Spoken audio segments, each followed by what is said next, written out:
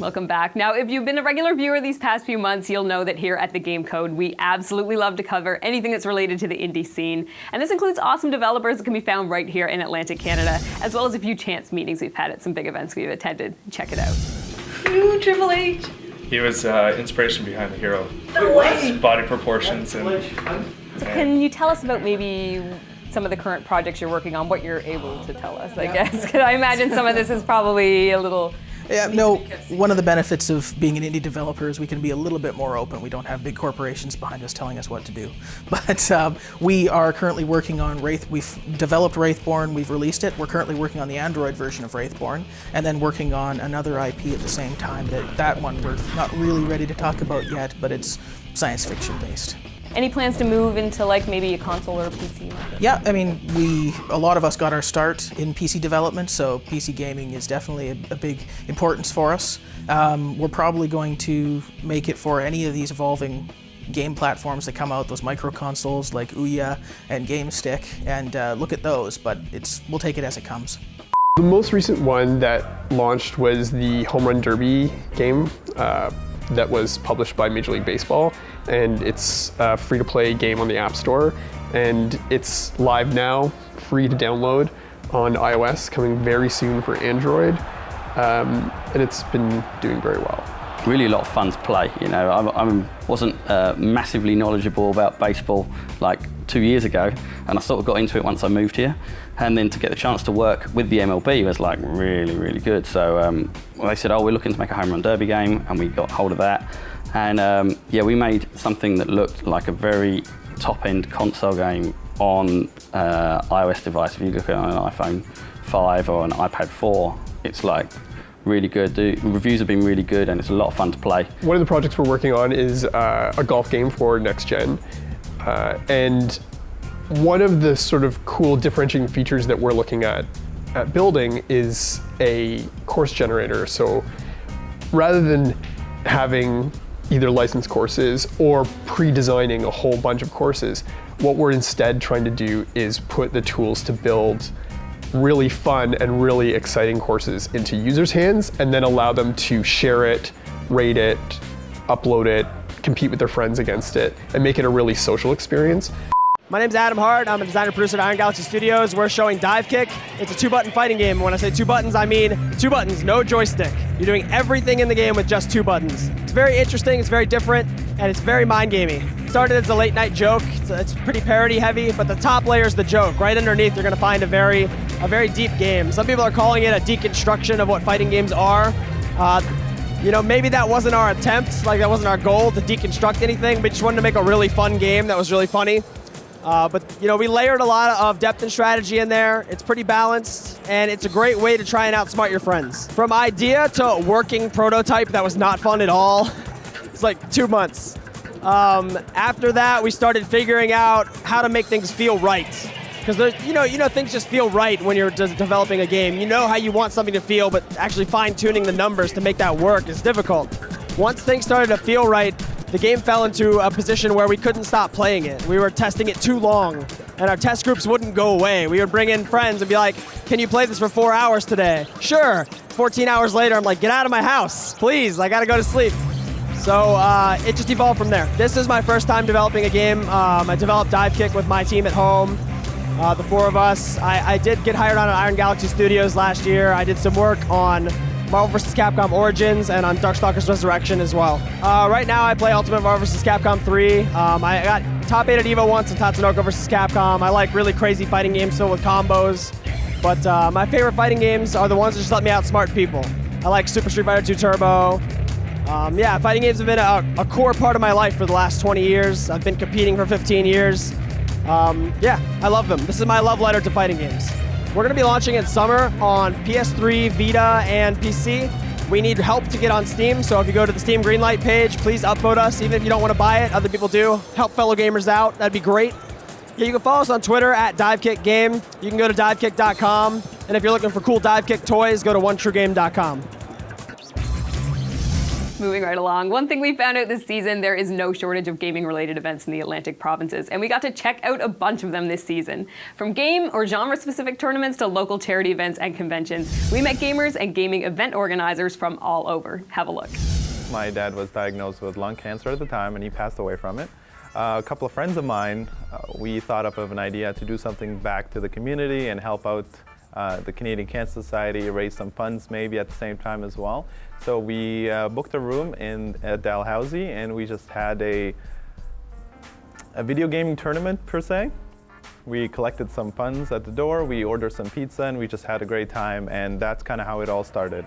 So today we usually get about 200 to 300 people come out every year to Frack for Cancer, and it's much bigger than I ever thought it would become, and it's just great to see all the support from the competitors, the spectators, and all the volunteers. So with 200 to 300 people, that's a nice sized event. You're looking at the McGinnis Room at Dalhousie. It's a massive ballroom.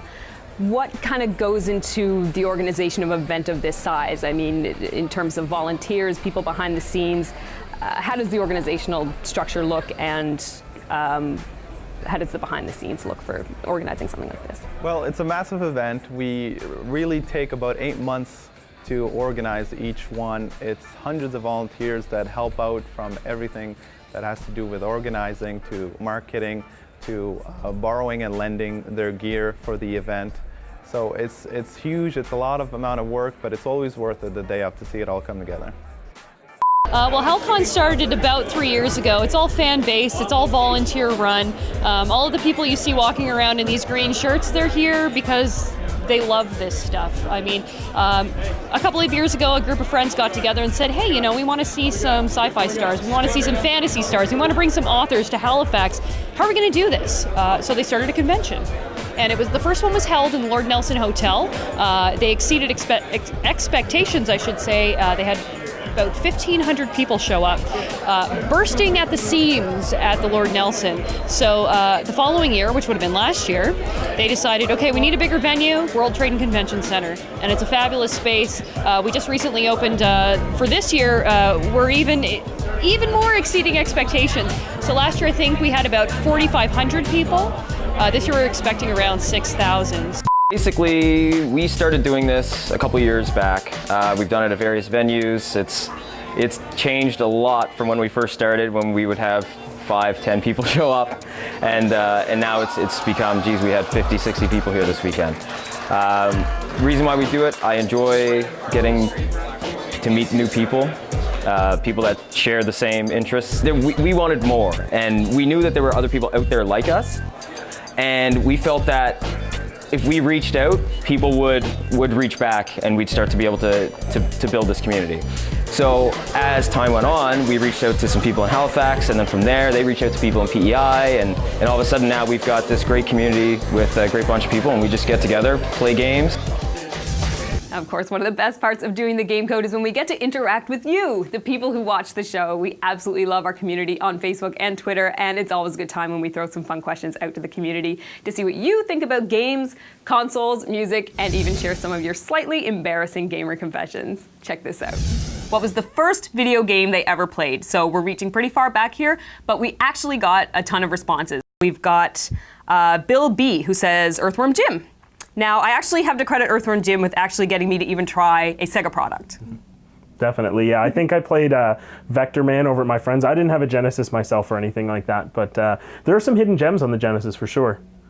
Okay, some unexpected responses. We've got Adam L, who said Snoopy versus the Red Baron on Atari. And we also have Julie G, who says Burger Time on Commodore 64. And I've never even heard of this game, have you? I definitely remember Burger Time. Red Baron, no idea at all.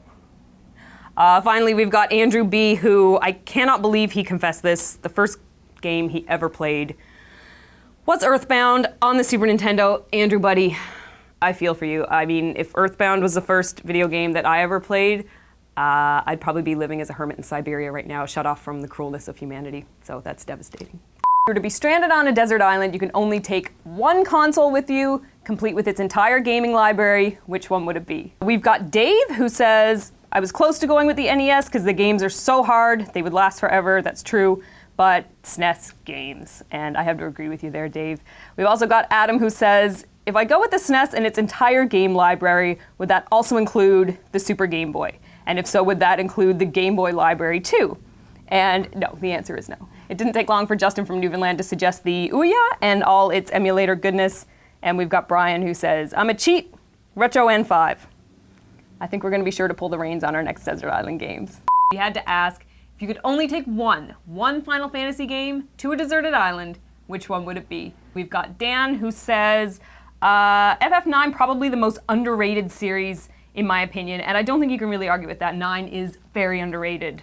I love 9. I love the characters. I played 9. I think it is underrated, but it just didn't click with me. I don't know what it was about it. We also do have a couple of Final Fantasy VIII fans out there. See, this is interesting, because personally, I think 8 was one of the worst in the series, but our technical director, Mark, will defend it right to the ground, and I mean, like, violently defend it. So he gets a little bit of backup there. We've got, who do we got who says 8?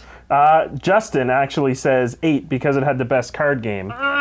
You must have been playing a different game. Final Fantasy VIII not only has a terrible, terrible mini game, it's like Degrassi High in a flying school. It's not good.